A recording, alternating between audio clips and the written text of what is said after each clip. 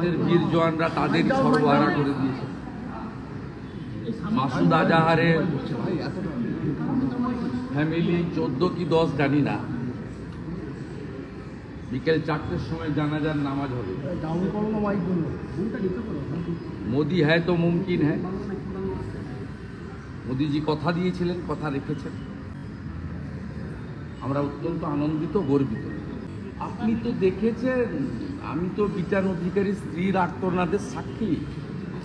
বাকি তো টিভিতে গোটা ভারতবর্ষে যারা আত্মবলিদান দিলেন তাদের কেউ সদ্য বিবাহিত, হনিমুন করতে গেছিলেন, কারো 2 বছর 3 বছরের বাচ্চাকে নিয়ে গেছিলেন।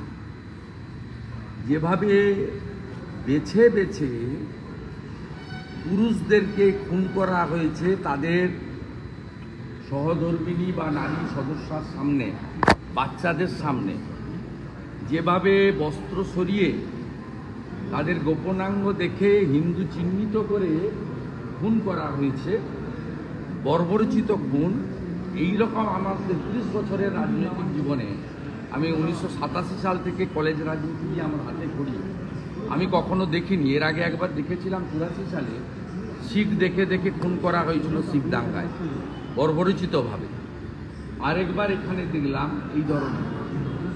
যা করেছে ভারতীয় জওয়ানরা, রাত জেগে ভারতবর্ষের প্রকৃত চৌকিদার নরেন্দ্র মোদীজি যা করেছেন তার জন্য ভারতবাসী হিসেবে গর্বিত। সর্বত্র জাতীয় পতাকা নিয়ে আনন্দ মিছিল করা উচিত। প্রত্যেকটা মন্দিরে এবং ধর্মীয় স্থানে ভারতীয় জওয়ানদের জন্য প্রার্থনা, পুজো সনাতন ভারতীয় সংস্কৃতি অনুযায়ী করা উচিত এবং সকলকে সজাগ এবং সতর্ক থাকা উচিত, যাতে এই পাকিস্তান নামক আবর্জনাটি আর কিছু করতে না পারে।